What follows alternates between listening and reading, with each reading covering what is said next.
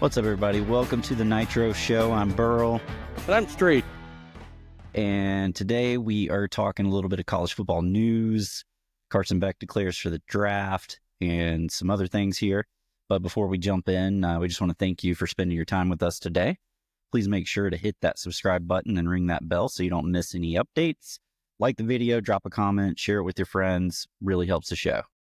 Yeah, and if you're listening in audio, be sure to write us a review, leave us a like or a comment, and let us know what you think about what's going on in the world of college football. Good. All right. Before we dive into the news, how was your Christmas? Christmas was good, man. We went around everywhere. We had people here. It was busy as always, but overall pretty laid back. I didn't have to put anything together for the first time in, I don't know, how long have I had kids? So it was overall relaxing. Just got to sit around. I watched a good, bad Christmas movie, The Rock's new movie, Red One. If you haven't seen it, check it out. I know it got slammed and didn't do well at the movie theaters. It's actually a pretty fun Christmas movie. So if I got one recommendation, check out Red One. It's a pretty good movie. How was yours, man? How was your birthday and your Christmas? It was good. You remember that movie Four Christmases? That's what my Christmas was like. Starting on Sunday, we had family thing. Monday, another family thing. Tuesday, my birthday, so my family comes over, and then we go do the Christmas actual on Wednesday. So by the end of that, we're just completely beat and dead from it all. But like you, this is the first year I didn't have to put any toys together. This was amazing. And I also watched some movies. I sat down and without interruption watched the Dune movies. So Excellent. I can say I do that. Pretty good. Let's see. What else did I do? Yeah, it was mainly the Dune. So that was like my thing to get done. But yeah, it was good. Good time with the fam. Daddy got a new pair of shoes. All signs are looking good. And now you are fully re-energized and ready for the next round of the college football playoffs. Hell yeah. Man, we get a late night on Wednesday. It's going to be rough. I don't envy anybody who has to work on Thursday morning next week. I do. I'll be on a conference call at 8:30, so it's going to be a Red Bull and go day. Yeah. So over the holidays, our company said everybody can work from home during the holidays, but then we have to come back to work in office on Thursday. Fun. Like, come on, man. Well, I'll tell you what, Georgia beats Notre Dame on Wednesday. I think we'll all feel good. We'll be happy with the hangover and happy to be heading off to the next round of the playoffs.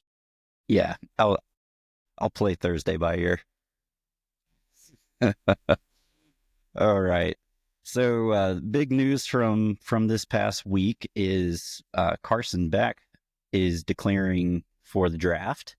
How are you feeling about that? Are you glad that he declared already? I'm glad that he went ahead and did it before the Sugar Bowl because, it was just one of those questions looming over everybody's head after he was officially out with the elbow surgery. The questions started popping up. Well, is Carson going to come back? And if he didn't make that decision, it kind of would linger over the decisions of everybody. I mean, Stockton's going into this game with his first start, and it's really an audition for him to be the starter. But if Carson was coming back, even if he plays great, he may not be the starter next year. So I think that just relieved a little tension there from the team overall. And good for Carson. It's a decision that, he's worked towards. He's been on campus for 5 years. So despite the injury, if you look around this quarterback class, a lot of the guys at the top have kind of lost a little bit of their luster in the last month between, Ewers not looking great. Colorado kind of coming up short their last few games. Just kind of the overall class has kind of taken a hit of what it was expected coming into the season. So I think it's the decision that Carson needs to make. I think it's the right decision. I don't know how much you gain as a 6'5", 225-pound guy with a strong arm coming back, even though, yeah, you had an off season, but if he came back and he played like he did as a junior, is that going to change his draft stock? I don't think it does. I think he's slotted where he's going to be, somewhere late first round probably, and in that group of top 5-6 quarterbacks. Yeah. I'm also glad that he went ahead and declared, because I think it just removes any of the distraction that might follow. The questions being, is he going to come back? Is he going to transfer?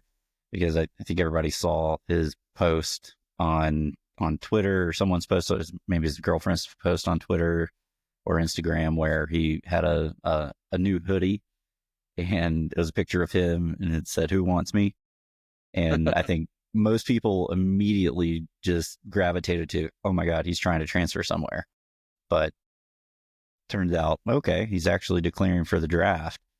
And I think they said that's something he's been saying kind of this whole season, preparing for the draft. That was the thing with him and his girlfriend, that who wants me. It was just a joke, I guess, between them. And so it was kind of, kind of an inside joke, but it kind of got out there. And yeah, I mean, you see that, and yes, of course, people are going to speculate, but I think the whole thought going into the season was to the draft, and an injury at the end of the year. You've seen it with guys. If he was not going to be the first or second quarterback off the board, which after a rough year he wasn't going to be, he's probably not going to go into a situation where he's going to be expected to start anyway. So coming off the injury will allow him to heal, get into an NFL, sports medicine program that really can focus on it and get him ready for, the rest of his career. Yeah, I think it's a smart move for him, because, obviously he made a good bit of money this past year off NIL and all that stuff. And people can rag on his numbers this year, but they're actually pretty damn good. I mean, he did lead the SEC in touchdowns. That's something he can hang his hat on. And he led his team to win the SEC. Another thing he can hang his hat on. Right. And Milroe didn't do that. Right. And he's going to finish his career as 24-3 as a starter. Like, that speaks for itself. The guy has been a winner in the SEC, won an SEC championship, had another undefeated regular season. He's had a great career. But the funny thing today was, obviously he made this decision. And then there's always some people, some pundits who like to talk trash about people. And for whatever reason, for the last few years, Todd McShay has been a Georgia hater. He was the guy who made up all those rumors about Jalen Carter and was talking trash to him, and was in on the rumors about Kobe Dean's shoulder and all that stuff. And then today he comes out and is absolutely hammering on Carson's decision. He said he talked to GMs and some contacts and scouts he had, and he said that one contact he reached out to responded with one word: foolish. I don't think it's a foolish decision for Carson to go pro. I don't think he would have gained much by coming back. What do you think? Yeah, I don't think he would either. I mean, yeah, he could chase that number 1 overall pick, but that means he's going to go to a really shitty team. Right. And by going pro now, he's projected to be a second or third round draft pick. Right. And next year, you're not going to be the number 1 overall pick next year, because that's going to be Arch Manning. I don't care. Unless Arch Manning gets hurt or he totally sucks, Arch Manning will be the number 1 quarterback in the 2026 NFL draft. It's going to happen. I don't. That's not a hot take, but I call it a cold take, because it's going to happen. Yeah, I mean, I don't doubt that would happen, but I do think this is a good situation for Carson, because if he does go second or third round, he has a better chance of ending up in a better situation, a better organization, as opposed to being number 1 draft pick, or even first half of the first half of the first round. There's a lot of teams that are just not very good, and that's why they're drafting where they're drafting. And even the best quarterbacks, they don't always work out to the point where they just change the culture of an entire organization. I mean, just look at the Bears with Caleb Williams. I mean, he's probably the most talented quarterback that we've seen in a generation. I mean, that's what people are, have said about him. He's very, very good, but Chicago stinks. But then you look at, like the Commanders, Washington and Houston, and they kind of call it lightning in a bottle, but they also had, these awesome quarterbacks coming in with brand new coaches, brand new culture, and all the newness that comes along with that, to kind of shed all the bad stuff that's built up from the last regime. Yeah, I mean, so if you want to look at how guys develop when they get to the NFL, look at the 2018 draft class, okay? 2018 draft class may go down as one of the best quarterback drafts ever. And everybody knows Josh Allen was in that draft class. Lamar Jackson was in that draft class, but they were not the first two quarterbacks taken in that draft class. The first quarterback taken was Baker Mayfield, and the second quarterback taken was Sam Darnold. Okay? But this year, while, Josh Allen and Lamar Jackson are competing for the MVP, Sam Darnold is leading a Vikings team that's what? 14-2? And Baker Mayfield is leading a Tampa Bay team that it just took over and is going to win their division. So all of a sudden, a couple of these guys who were thrust into starting positions straight out of college, and Mayfield and Darnold, who were written off as busts by their other teams, finally found the right situation a couple of years into their career and are now playing great football. And those guys that were a little bit later stepped into better situations, and they've been playing like MVPs. They have, Jackson's already got 2 MVPs, and Josh Allen's is the favorite to win this year. So it really depends. But I think for a guy like Carson, maybe going a little bit later, as you said, is stepping into that better position. Because if he went somewhere where he was going to have to start day one, I don't know if it works. He doesn't have the element of the legs. Like Josh Allen and Lamar Jackson, their first couple of years, they could run around when there wasn't passing open, But these guys are a little bit more pocket passers. You need to develop, and I think that's what they did. So I think it's a good situation for Carson. I think if he could go somewhere where the current quarterback's maybe a veteran that's on the the last year or so, and get that year underneath his belt, learning. I mean, just look at Green Bay and Love. That worked out amazing. I mean, Green Bay, they have probably been the best at picking quarterbacks over the past 3 decades. I mean, because they've only had 3 of them, basically. I mean, right. They drafted a quarterback, and people question why they took a first-round quarterback when they had an All-Pro, and it's worked out for them. So it absolutely has.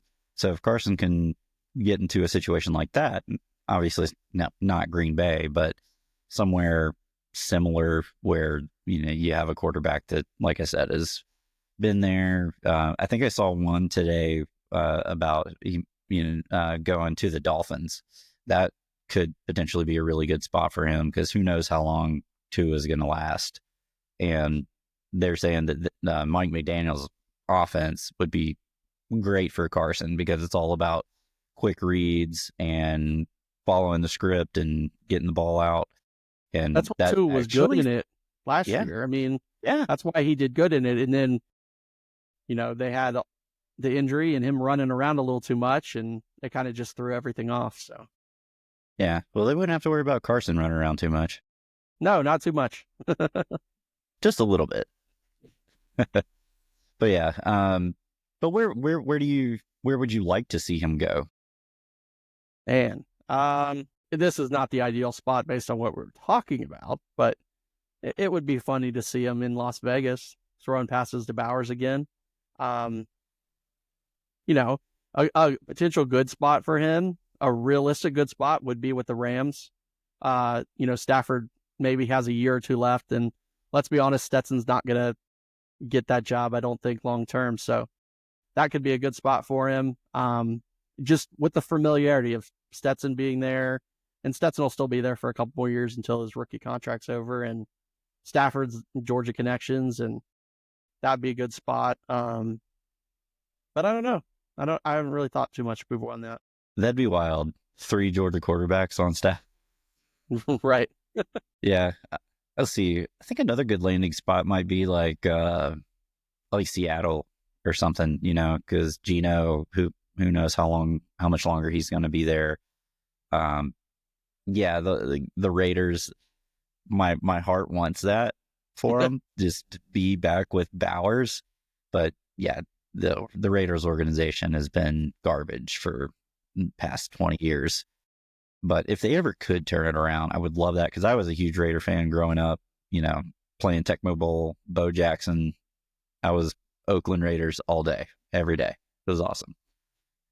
So that would be pretty cool. I mean, who knows? Maybe the Falcons will draft him. They're probably going to need a backup. That would be pretty funny, man. Falcons. So, what do you think about Beck's legacy as quarterback of the University of Georgia Bulldogs? He's the guy who came in after the national championships, and it's always hard to be that guy who comes in afterwards. Obviously, looking back, he wasn't the guy that we saw as the future, right? When JT Daniels was there and he got hurt and they ended up starting Stetson, everybody was like, oh God, Carson's shot. He's done. And a lot of people wrote him off. They thought for sure that it was going to be Vandergrift's job probably. And, Carson was gone, and that's not what happened. So I think he's a guy who waited his time. He'll be remembered for that, for being loyal to the team, sticking through it out, and bringing the team an SEC championship. Whether this year was as pretty as, offensively as last year, that doesn't matter. We remember every quarterback that wins the SEC championship, and he'll forever have that no matter what. Yeah, I think his legacy is pretty good. He had that tough stretch of interceptions, but at the end of the day, still won the games for the most part. Statistically speaking, he's not going to, be in that upper echelon of all-time great stats quarterbacks for Georgia. I mean, Aaron Murray pretty much has that locked up, but he does lead all of the quarterbacks that, I would say have a good legacy. They have over 200 yards a game, or roughly, for their career. And so we're talking about like Carson Beck, Stetson, Jake Fromm, Aaron Murray, Zaire, David Green, Stafford, throw in Quincy Carter for the hell of it. So when you mix him in with those, he actually has the highest completion percentage of all of them. I think that bodes well for him as a pro quarterback. So if, you're a scout looking at, these details like that, high quality completion percentage, that's huge. Yeah, and his numbers, the rest of them were right there with everybody. Especially with Stetson Bennett. So I think from a stats perspective, he's just fine. Not greatest of all time, but I've really enjoyed watching him when he's on. When he's on, he makes some of the most incredible throws, and maybe the team doesn't gravitate to him as much as they are right now to Gunner, but they definitely have love for that guy. And right, for sure. And he has shown, out of all the quarterbacks outside of Stetson Bennett, he's the grittiest one I've seen out of all my years of watching Georgia football. And that there's something to be said for that. I mean, you can never count Georgia out when Carson's back there. I mean, he might throw a pick or two, but he could also come back on you in a heartbeat. And, he did that a lot of times this year. So I think he's a damn good dog, and was glad he played at Georgia, and I'm really excited to see what he can do in the pros. And, one good thing is Beck will actually be at the Sugar Bowl this year. Kirby said in the press conference today that he's going to be there and be on the sideline, actually. So I think that's good for the team, good for Gunner, they've been in contact constantly, and I think he's ready to hand the keys over, so to speak. Right. Lamborghini joke intended. Yeah. Over to Gunner. Gunner is now the man for the Dogs. Yep. And today they had the media days for all the quarterfinal games today. And so you got to see Kirby talk a little bit and Gunner talk. And of course, all the games that were involved in the SEC teams were on the SEC network. So of course you had Texas and Arizona State in there as well. But, to see how Kirby talked about Gunner today, the one thing that stood out was Kirby said that the guys play harder for Gunner. And that's kind of a shocking statement because that was a very shocking statement, to be honest. It was like very direct about it. Like, for whatever reason, they are playing harder for Gunner. That's not a knock on Carson. It's just that for whatever reason, that guy just stirs the pot more. Carson was a more laid back guy, and they had all this. Obviously, Gunner's getting a lot of attention. This stuff coming about it that he's just the laid back country kid. He drives the old F-150. He's got he's worried about his horses and stuff like that. Like, you like a kid like that. He's just a good old boy, and for whatever reason, it's resonating with the team now. Yeah, never meaning no harm. Is it coach speak? Maybe. I don't know, but it seems like they're gravitating, that they feel pretty confident in his abilities. So we'll see what happens in 2 days. Yep, I'm looking forward to it. Well, we'll see. I was heartened by Nick Saban's comments on Gunner on the Pat McAfee show.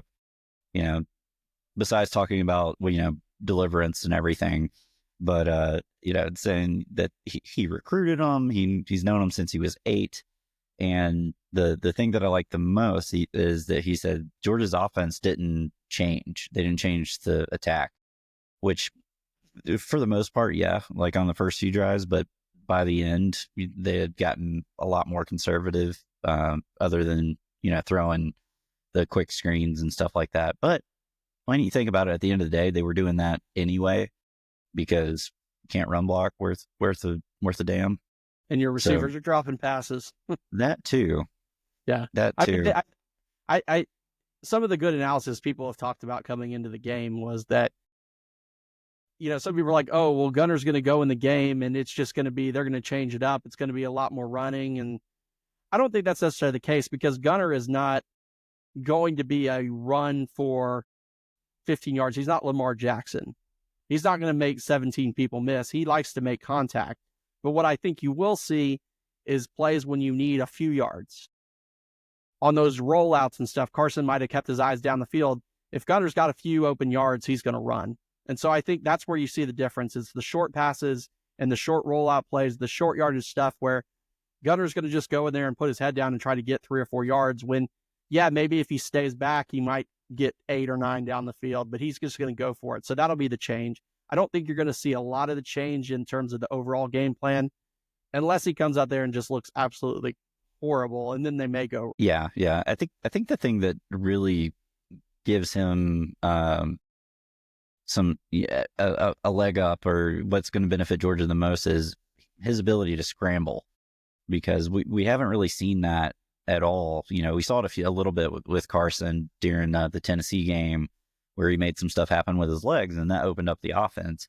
I think we'll see a lot more of that style of quarterback where, like you said, he's not Lamar Jackson. He's not out there trying to be the rushing attack part of the offense, but he's not going to have 15 carries. Yeah, and I hope not, especially if he has hits like he did against Texas. If he has 15 carries, Georgia loses by 2 touchdowns. Like, I fully believe that.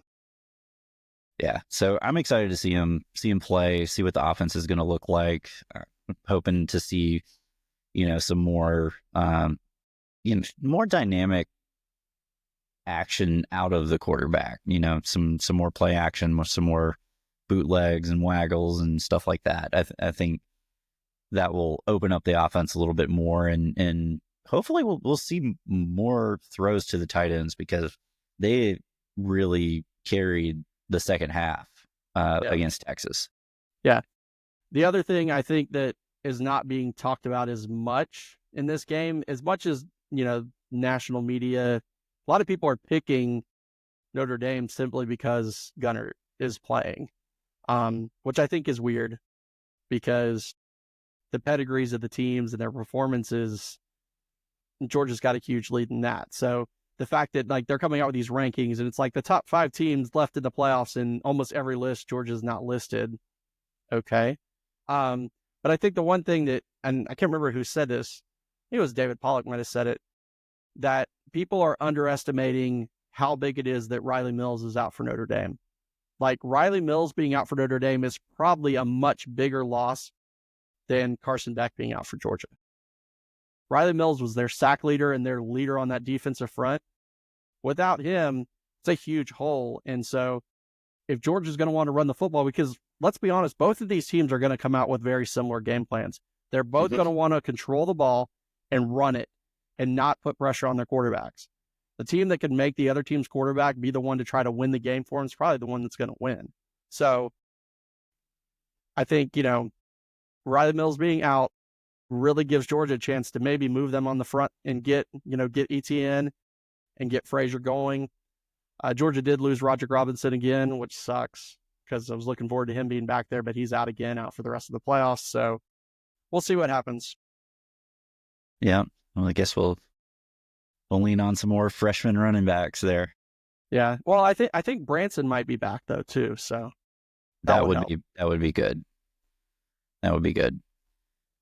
Well, cool. Yeah, I can't wait for the games. It's going to be a long night, but I'm in it to win it. All right. So one of the other big things that happened this past week is Colorado got absolutely taken to the woodshed by BYU. And it was just weird to begin with that you see two teams from the same conference playing in a bowl game.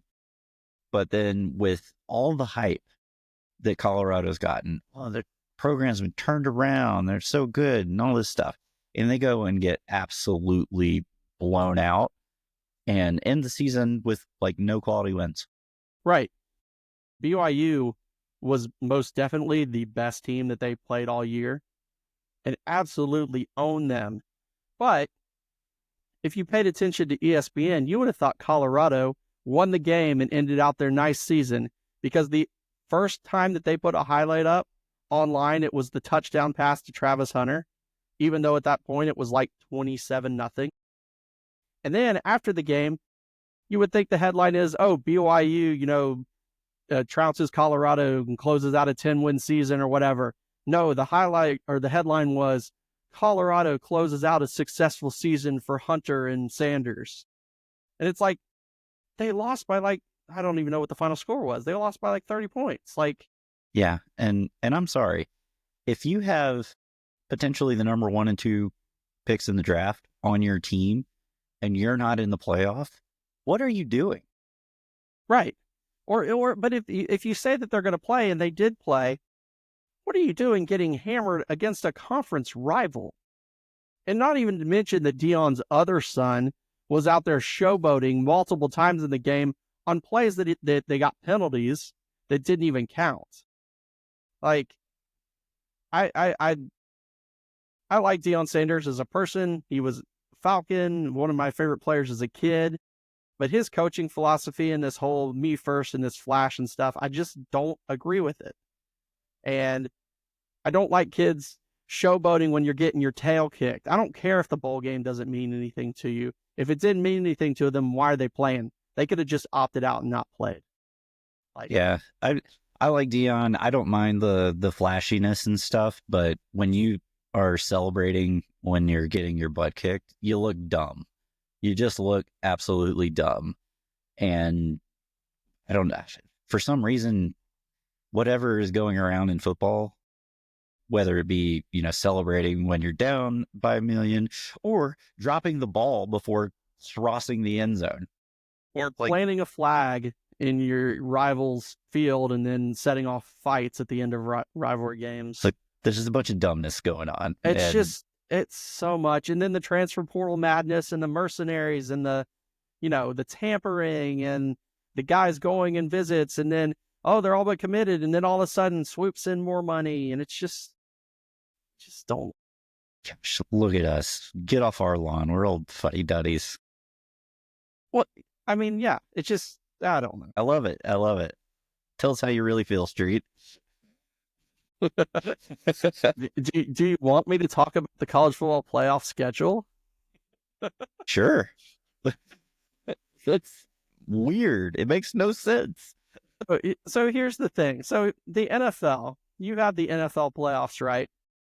And how it works, their season ends, and then the next week, only one team gets a bye, and it starts the next week, and you play for the next 3 weeks, and then there's a 2-week off in your championship.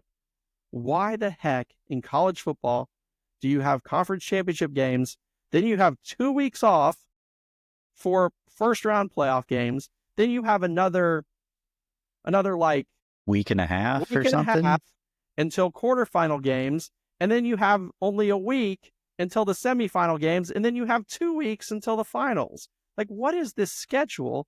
1 week, 2 week here. Like, if they were going to space it out, like, they should have just made it where it was play a game. Next game is 7 days later. Next, like, make it make sense, because this stuff is not the football season. The whole thing in the playoff was to make it more fair and to make it more normalized. But you're giving people playing on different nights and different schedules, and it's just made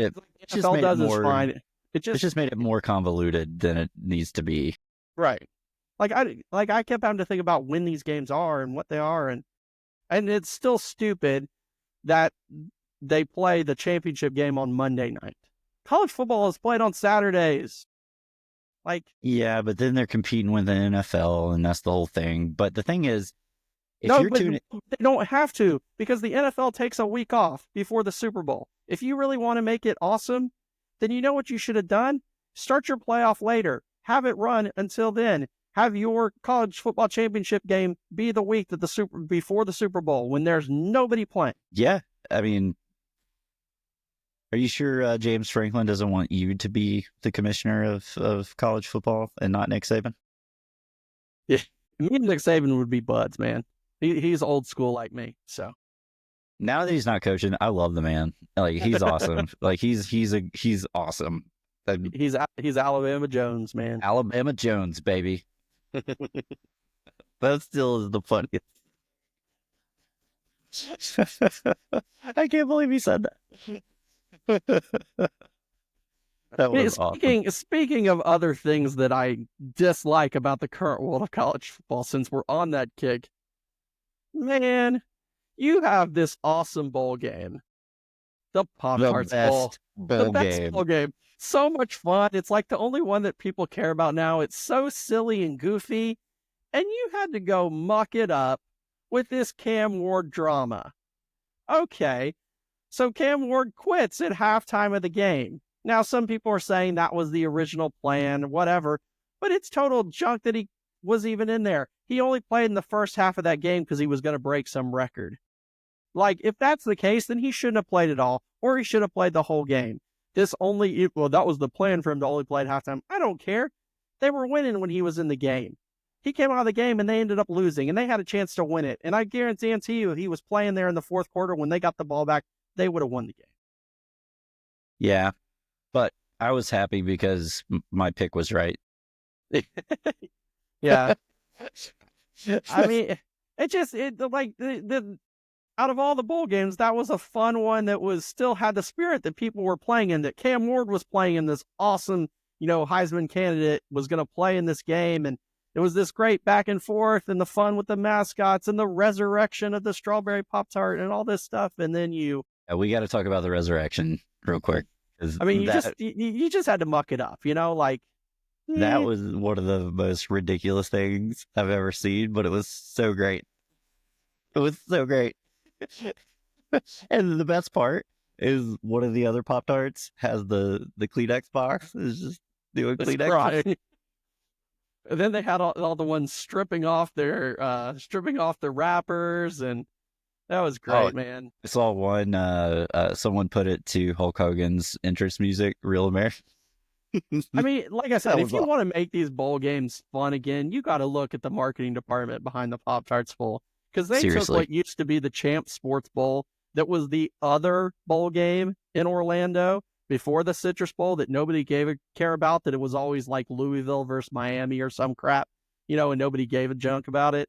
And they've turned it into this fun thing. Like, I don't really care about any other bowl games outside of the playoff games, except for that one, because it was fun. And I didn't watch it all, but I watched a lot of it because it was just goofy, stupid stuff.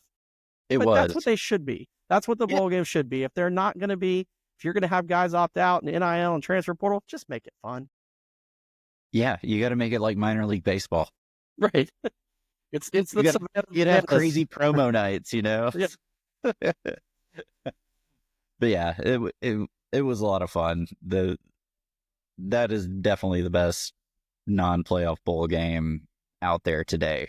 Because, like you said, man, that marketing department for Pop Tarts, holy cow, man! But they said their sales jumped so much last year after that bowl game. Like, you want to talk about it? They made a good investment. Like, you've seen these big companies get out of the bowl games, and a lot of the bowl games have weird, tiny little sponsors now.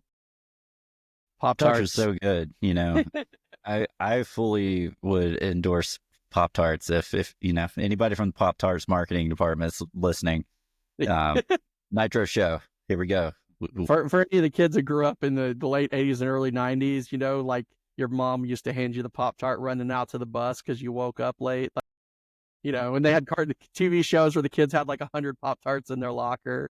I was raised on Pop Tarts, man. That was one of my goals as a dad was I can't wait till kids get old enough to get a Pop Tart on their own so I can sleep in. Wait. Here's the real question. Pop Tarts or toaster strudels? Pop Tarts all day. Toaster strudel. Toaster strudel is too much work.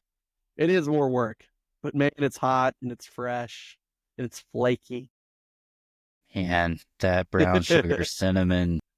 Oh, that's the worst Pop Tart flavor. It's the best one. It's the best. It's so good. So good. With a glass of milk.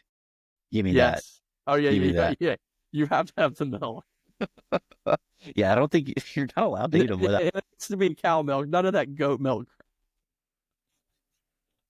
Or coconut milk or almond milk.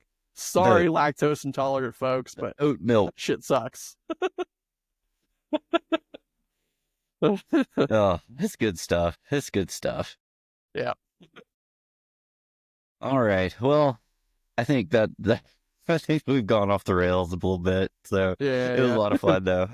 Yeah, it was good to talk. And like I said, we got serious business starting tomorrow night. So we'll be back later this week to do a wrap up of obviously this round of the playoffs. And we'll get in our previews for the semifinals. Hopefully Georgia is moving on, but we'll find out, I guess, on Wednesday night. Okay. So one thing I will say is should Georgia make it to the national championship, I was able to successfully get my flight from Indy moved up, cheer comp, moved up to earlier in the day so I can land at 1 instead of 6 and have plenty of time to prepare for the game. Who knows? Maybe even go because it's in Atlanta. Yeah. Who knows? Yep. We'll see. Crazier things have happened. Yep. I burned the budget last time and did it, and then we lost. So I'll be leery this time, but we'll see what happens. I don't think we're getting in the box this time, so it'll be on our own to buy the tickets. Yeah, I would only go if I can. Yeah. Because I actually really do enjoy watching home. I'm officially old. Yeah. I'll tell you what, though, man. I was there a couple weeks ago for the SEC championship game, and obviously I was there for the Peach Bowl in 22. Man, being in the stadium, especially for that Peach Bowl, man. Peach Bowl was. That was just. Yeah. We could do a whole show on Peach Bowl and just best games ever in Georgia. We will do that later on in the off season. Good Lord, that was the best game ever. That's New Year's ever, at least. Yep. As the clock struck midnight, baby, wide left. All right, man. Well, like I said, I think that'll wrap us up. But if you've made it this far through our ridiculousness, please leave us a like and a comment. Yeah, We'll if be you back haven't for more. liked it by now, what are you doing? We swear we haven't been drinking tonight. We're just stupid. Yeah. Talk about college football dumbness. All right. Well, we'll see you later. Go Dogs. Go Dogs.